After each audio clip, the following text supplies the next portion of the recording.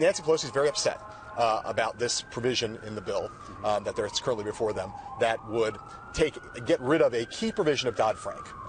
The president was a big supporter of Dodd-Frank. It was one of the main things that he accomplished in his first term. That's right. How is it the president can live with an outcome that would kick out one of the key struts that uphold the reform of Wall Street that he championed? Yeah. Well, look, this is a provision that the president doesn't support either. When this was a proposal that the Republicans tried to move on a standalone bill last year, the White House promised to veto it if it were to pass, and it didn't pass, fortunately. Or it passed the House, but it didn't make it to the president's desk.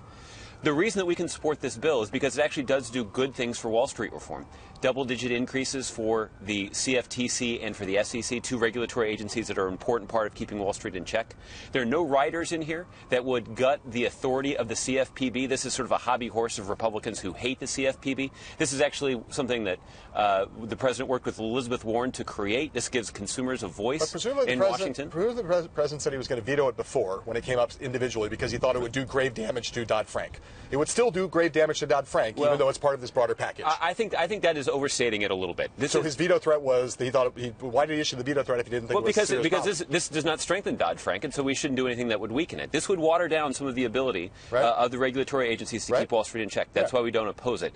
But this doesn't go to why we don't support it. This doesn't go to the basic architecture, though, of the regulatory infrastructure that we have in place to prevent another meltdown like we saw in 2008. So this is a provision that we don't support, but we don't have the same sort of assessment that this is a doomsday provision of some kind. And the fact is, there are a lot of other good things related to Wall Street reform that are included in the bill that, frankly, no one would ever have predicted that we'd get double-digit increases for two regulatory agencies with a Republican majority in the House, but yet that's what we're able to get in this agreement. That's what makes this a compromise proposal. As we sit here this evening, the president and the vice president are engaged in effectively a joint whip operation with the Republican Speaker of the House, correct? Well, there are good reasons for both Democrats and Republicans to support this legislation. I do think that both the Speaker and the Vice President and the President are all making that case tonight. But no member of the House Democratic leadership is helping try to convince Democrats, right? Well, I think at the end of the day, I think that if we do have a vote on this proposal, we're going to see some members of the House Democratic leadership supportive as well. You will? Which ones? Well, we'll see. Oh, no, may take a guess. They're going to vote their conscience. Oh, I see that little impish smile. Which ones might vote for it? They're going to vote their conscience, and that's what they should do. But you think some members of the leadership will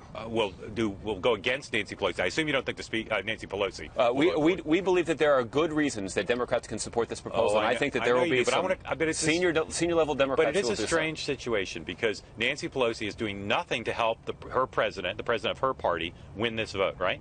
She's not helping. She said that she's very disappointed in the position that the president has taken. Look, the president and Leader Pelosi have a tremendous relationship, and if you look at all the domestic accomplishments of this president, tremendously complicated relationship. Well, apparently, complicated. Three most complicated relationships: landlord-tenant, mother-daughter, Pelosi-Obama. True or false? False. Okay. If you look at the track record of all they've been able to accomplish: Wall Street reform, the Affordable Care Act.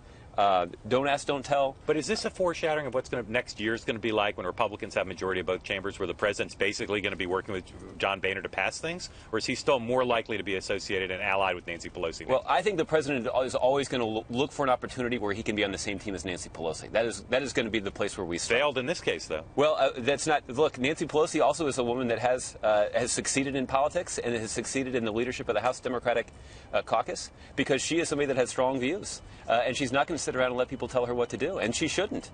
The fact is, people should vote their conscience, and that's why we're encouraging people to take a look at the bill. There's a lot in here for Democrats to like. One more question. Yeah. People are talking about you all needing to get 40 or so House Democrats. Is that about the right number that you need? Well, I'm no expert in terms of counting these votes. Well, so you're sitting in meetings in the building. How many? Barely. What are people in the building over there saying? Barely. How many House Democrats do you need? Well, look, there are whip counts on both sides. These are moving targets. What we're doing is we're casting a wide net and encouraging as many Democrats as possible to take a close look at what's actually included in this legislation, because there's a lot in there to like.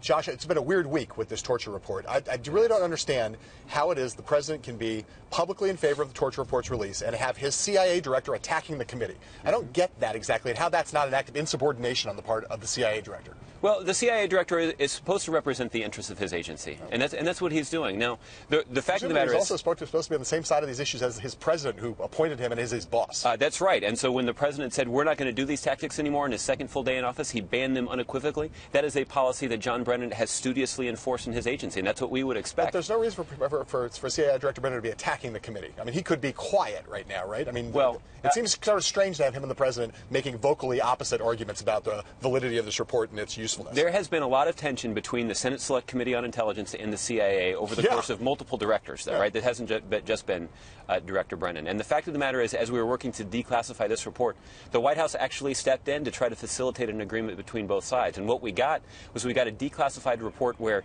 93% of this report about a classified program was released without redactions. 93% of it. So that's super quick question. We have almost no time. Okay. Is there any chance the president would be for a national commission? He once rejected this idea until this report got done. A national commission to let everyone become public, and have this debate in a more full way. Well, I think we're having this debate in a pretty robust way, as we have over the last 3 days, and I think the president thinks that's good for the country. So no national commission. Well, I don't think that's something that we're going to support at this point. But this debate is important. That's the reason the president supported the release of this report.